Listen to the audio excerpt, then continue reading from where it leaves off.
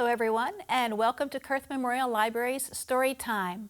I'm Miss Beth, and today we have a special Halloween story for you. It's Ichabod Crane.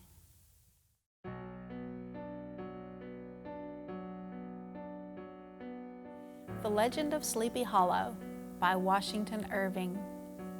Near the Hudson River lies a quiet valley that has long been known by the name of Sleepy Hollow. The place holds a spell over the minds of the good people there. They frequently see strange sights and hear music and voices in the air. The main spirit that haunts this enchanted area is the ghost of a man on horseback, without a head, and who is sometimes seen by the country folk hurrying along in the gloom of night. The specter is known at all the country firesides as the Headless Horseman of Sleepy Hollow. In this quiet town lived a schoolmaster by the name of Ichabod Crane. He was tall, but extremely thin, with narrow shoulders, long arms and legs, hands that dangled a mile out of his sleeves, and feet that might have served for shovels. His head was small and flat at the top, with huge ears, large green eyes, and a long nose. He looked like some scarecrow escaped from a cornfield. Katrina von Tassel, the daughter and only child of a wealthy Dutch farmer, was a blooming lass of 18, rosy-cheeked as one of her father's peaches, and famous, not merely for her beauty, but her large inheritance. She was also quite flirtatious. Ichabod Crane had a soft heart towards her, especially after he had visited her in her father's mansion. From the moment Ichabod laid his eyes upon this delightful scene, his only study was how to win Katrina's heart away from her many other admirers. Among these, the most challenging was a muscular young man named Brom Bones. He was broad-shouldered with curly, short black hair. When any prank happened in the area, everyone knew Brom was probably the trickster. He was famed for his great knowledge and skill in horsemanship also. Brom had chosen Katrina as the object of his affections, and from the moment Ichabod Crane started seeing her, a contest gradually arose between him and the schoolteacher to see who Katrina would choose. On a fine autumn afternoon, a messenger came clattering up to the schoolhouse door with an invitation to Ichabod to attend a party that evening at Von Tassel's house. He borrowed a horse from a farmer and set out like a knight in quest of adventures. Ichabod was a suitable figure for such a horse. He rode with short stirrups, which brought his knees nearly up to the pommel of the saddle. His sharp elbows stuck out like grasshoppers, and as his horse jogged on, the motion of his arms looked like flapping of a pair of wings. It was toward evening that Ichabod arrived at the castle of Von Tassel. Brom Bones, however, was the hero of the scene. He came to the gathering riding his favorite steed, Daredevil, which no one but himself could manage. Ichabod Crane sampled all of the food and then headed to the dance floor. He prided himself upon his dancing as much as upon his singing voice. Katrina was his partner in the dance, smiling graciously.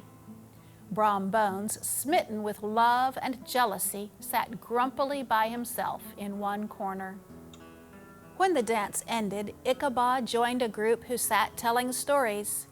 The tale was of old Brower and how he was chased on horseback by the horsemen. As they reached the bridge, the horseman turned into a skeleton, threw old Brower into the brook, and disappeared over the treetops with a clap of thunder. After the storytelling, the party gradually broke up.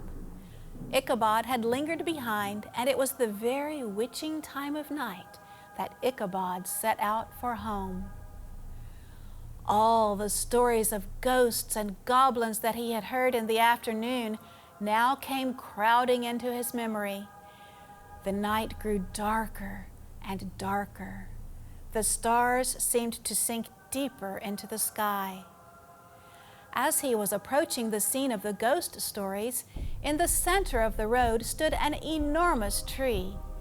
Its limbs were large and gnarled, twisting down almost to the earth and rising again into the air. As he approached the tree, he heard a groan. At the stream, his heart began to thump. He summoned up all his determination and urged his horse, Gunpowder, to dash briskly across the bridge. But instead of starting forward, Gunpowder stopped suddenly by the bridge, nearly sending Ichabod sprawling over his head. Just then, Ichabod heard a sound by the bridge. In the dark shadow of the trees on the edge of the creek, he saw something huge. Mounting a rise in the ground, the figure was shown in relief against the sky, gigantic in height and wrapped in a cloak. Ichabod was horror-struck on discovering that he was headless. But his horror was still more increased on observing that the head, which should have rested on his shoulders, was carried in front of him on the pommel of his saddle.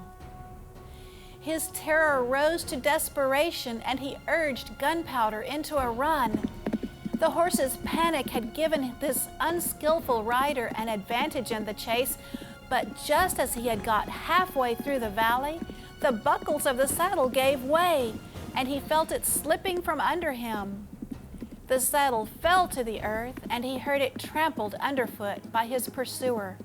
It was all he could do to stay on the horse's back. An opening in the trees now cheered him with the hopes that the church bridge was nearby. If I can reach that bridge, the horseman won't follow, thought Ichabod. I am safe.